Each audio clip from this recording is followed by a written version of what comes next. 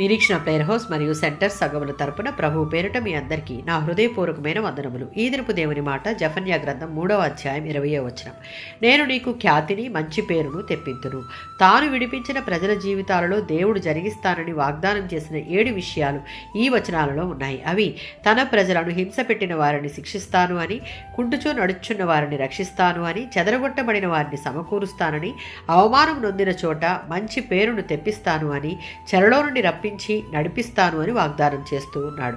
యెషయా గ్రంథం 60వ అధ్యాయం 10-18 వచనాలలో లోకంలోని సమస్త జాతుల ప్రజల ఆశీర్వాదాన్ని పొందుతారని దేవుడు అబ్రహాముతో చేసిన వాగ్దానాన్ని మనం ఇక్కడ చూడవచ్చు. దేవుని దగ్గరకు రాబోయే అన్యజనులలో చెదిరిపోయిన ఇశ్రాయేలీయులు సియోనునకు తిరిగి వస్తారు.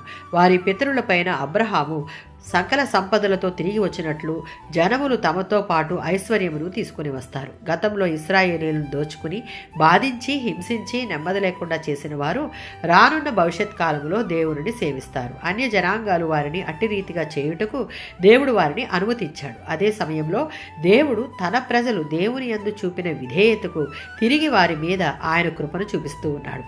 అణిచివేతకు గురైన ఇశ్రాయేలీయులను తిరిగి దేవుడు వారిని లేవనెత్తి వారిని బలపరిచి ఆశీర్వదిస్తున్నాడు.